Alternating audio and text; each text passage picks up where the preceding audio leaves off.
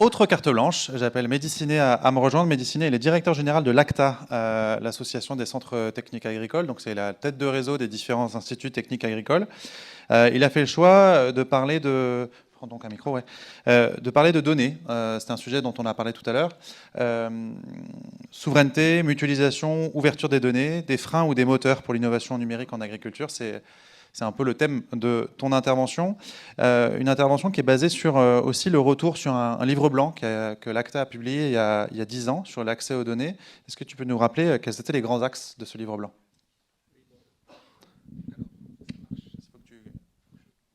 Voilà.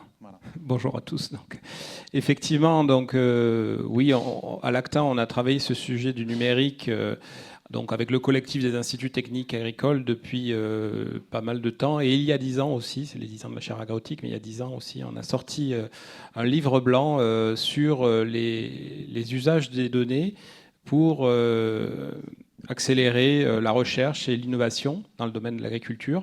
Et il est toujours en ligne d'ailleurs, ce livre blanc, je vous invite à le regarder si ça vous intéresse. Il n'a pas trop vieilli. Quand on regarde derrière ce qu'on avait écrit à l'époque et là où on en est aujourd'hui, et sur ce sujet des données, on l'a vu ce matin au travers plusieurs des présentations, on voit bien qu'on n'est pas toujours au niveau qu'on espérait il y a 10 ans, notamment sur le volet de l'interopérabilité, on y reviendra. Qu'on avait, nous, beaucoup mis en avant à l'époque dans ce livre blanc. Alors, c'est des sujets que moi, j'ai travaillé à titre personnel avec des anciens collègues que je suis ravi de revoir il y a même 20 ans. Et puis, avec Bordeaux Sciences Agro, on avait aussi des sujets sur l'interopérabilité il y a plus de 20 ans. C'est un mot qu'on utilisait très peu, en fait, l'interopérabilité il y a 20 ans. Et maintenant, et très, très vite, en fait, les gens ont commencé à parler d'interopérabilité alors que c'est quelque chose de très technique. C'est assez étonnant et je pense qu'on a collectivement tous, je pense, œuvré et participé à démocratiser cet enjeu. Et donc, dans ce livre blanc, on avait cet aspect autour de la fluidité. C'était un des axes forts qu'on a mis en avant dans ce livre blanc, la fluidité, améliorer la fluidité des données entre les acteurs et donc développer des standards, développer des normes. On a parlé d'API, on commençait à parler d'API. On l'a vu, ça s'est traduit. Moi, je pense que c'est plutôt à mettre au crédit des succès qu'on a pu porter dans certaines structures. C'est le cas chez Arvalis, dans ce qui a été présenté par Emmanuel Morin, par exemple, tout à l'heure, où on voit bien qu'il y a des stratégies d'API qui se sont développées. D'ouverture des écosystèmes versus des écosystèmes fermés. Voilà. Et puis qui vont nous engager dans un processus de co-innovation. Ça aussi, c'était le deuxième axe qu'on avait beaucoup mis en avant dans ce livre blanc. La co-innovation, l'open innovation, l'ouverture. Donc tu as donné la définition d'innovation tout à l'heure que je partage. Il y a la question de la valeur aussi dans le mot innovation. Et moi, je suis assez convaincu que l'innovation, il faut embarquer, comme tu l'as dit, tous les acteurs de la chaîne. Et donc, il faut rentrer dans des démarches d'ouverture, d'open innovation. Et on a déployé pas mal de projets aussi d'ouverture pour accueillir des entreprises. On a développé à l'époque, il y a 10 ans aussi, le réseau des Digifermes, par exemple, qui est toujours animé, qui est toujours très actif, qui permet d'évaluer la question de l'évaluation de la valeur, les solutions numériques dans ces dispositifs auxquels vous participez. Le MAS numérique, par exemple, fait partie du réseau des Digifermes. Et là, on est sur des fermes, on va dire, à taille réelle. Ce sont des fermes qui sont expérimentales. À la fois expérimentales, mais qui tendent vers... qui effectivement travaillent sur l'évaluation des solutions numériques en se replaçant dans un système d'exploitation qui est à taille réelle, où il faut conduire un troupeau, il faut piloter des cultures et on va tester l'intégration des solutions numériques et mesurer la valeur. C'est très important de mesurer la valeur. Et on voit bien que la mesure de la valeur, ça a été très bien montré aussi par les collègues d'Institut d'élevage, c'est pas que la valeur économique, il y a la valeur confort de travail, gain de temps, la réduction de l'impact environnemental, on l'a vu aussi juste à l'instant avec la présentation précédente. Tout ça doit être mesuré, évalué, et donc c'est aussi le travail des instituts qui s'est bien structuré depuis une dizaine d'années, qui était dans les fondements de départ de notre livre blanc. Il y avait un troisième axe. Et puis le troisième axe, le troisième axe, c'était l'axe rassuré, l'axe de la confiance. Et là aussi, je pense qu'on ne changerait pas une virgule dans ce qu'on a écrit à l'époque. C'est indispensable de travailler dans un cadre de confiance. On a déployé un certain nombre de projets avec des partenaires qui nous ont permis d'avancer, notamment sur la question de la maîtrise des données par les agriculteurs. Est-ce qu'on On avait fait un exercice un peu de prospective, on y reviendra peut-être, sur des agriculteurs dans le futur. Est-ce qu'ils seront prisonniers ou est-ce qu'ils seront maîtres des données qui sont produites au sein de leur exploitation? On avait travaillé à l'époque aussi sur un projet qui s'appelait Multipass, qui avait vocation et qui s'est traduit dans plein d'outils aujourd'hui, à enregistrer le consentement des agriculteurs à verser leurs données d'une application vers une autre pour leur éviter de double saisir. Ça a été dit aussi tout à l'heure, c'est très chiant de saisir plusieurs fois l'information quand elle est dans plein d'applications. Et donc comment un agriculteur peut garder la maîtrise de l'information qu'il produit, qu'il a enregistrée dans un outil pour la communiquer à notre outil. C'est pas qu'une question d'interopérabilité, c'est pas qu'une question de standard, c'est aussi une question de confiance et d'usage et de traçabilité de cet usage. Et on avait un beau projet qui s'est traduit ensuite dans certains logiciels. Justement, avant de tendre vers ça, peut-être revenir sur cet exercice prospectif avec ces 3 scénarios qui expliquent finalement que le sujet de la donnée et l'accès aux données et du partage de la donnée reste un sujet d'actualité. Oui, en fait, il y avait 2 scénarios dans le livre blanc. Donc, il y avait le scénario d'un agriculteur qui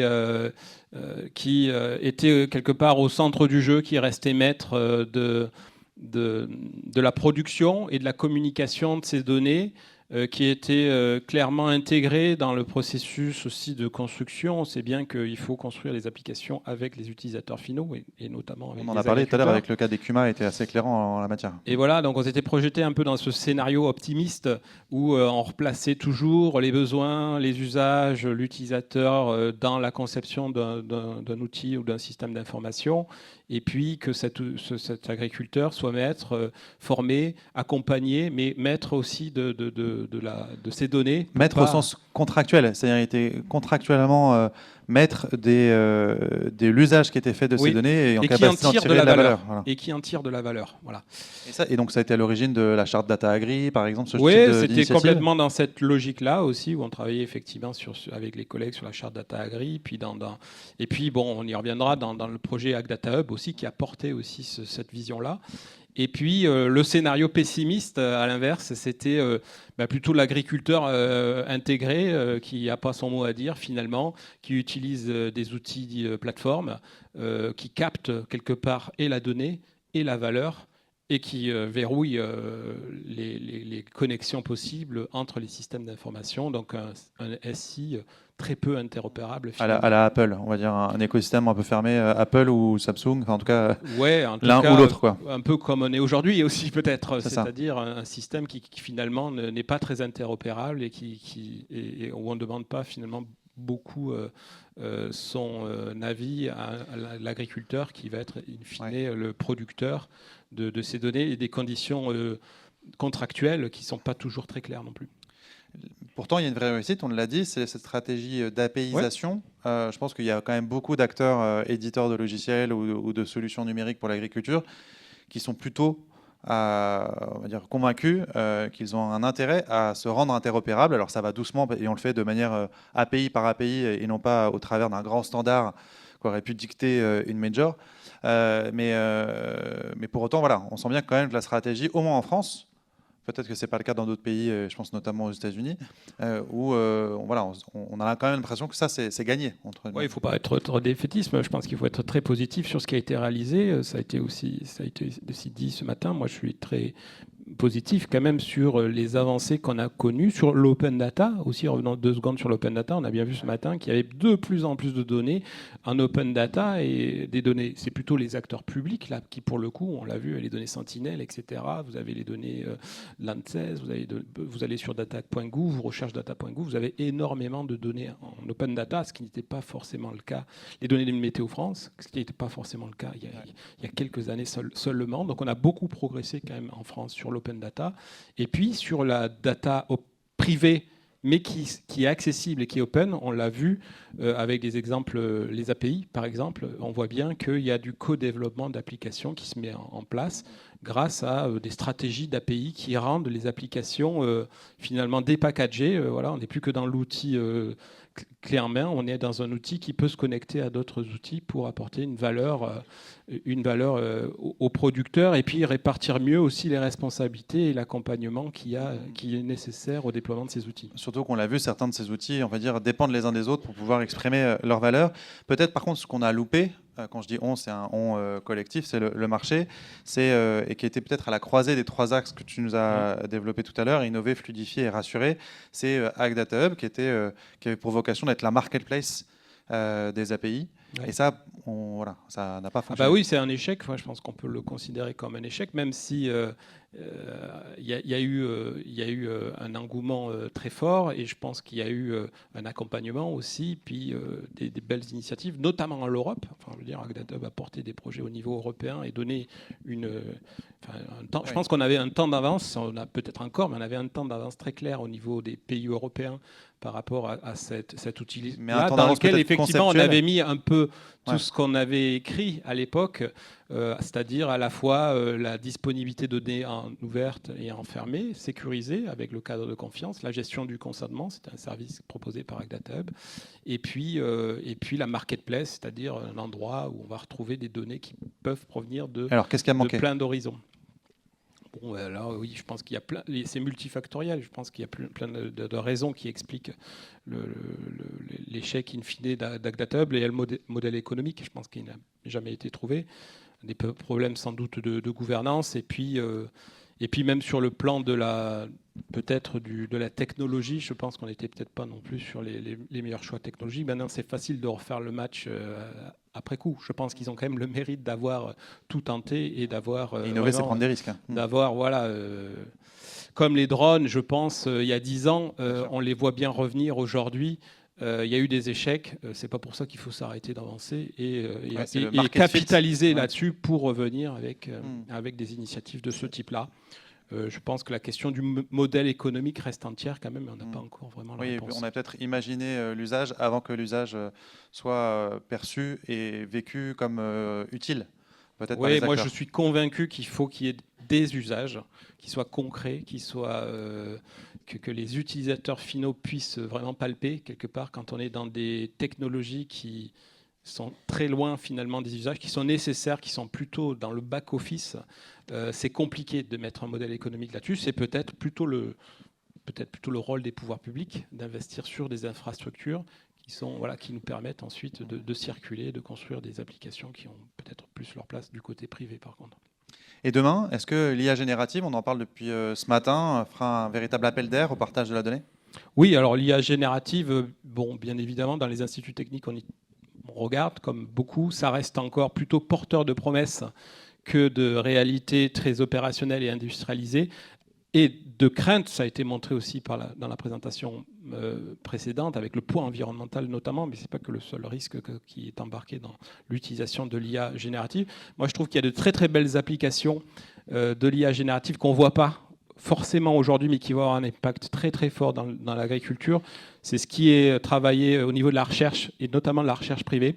Je prends l'exemple par exemple de la recherche en génétique, en variété. Il y a aujourd'hui des outils AlphaFold qui n'existaient pas. Il y a 5 ans, on fait la recherche prédictive en génétique avec de l'IA, ce qu'on ne faisait pas il y a quelques années. Les outils ont été complètement changés. Ça va probablement beaucoup accélérer la recherche en génétique.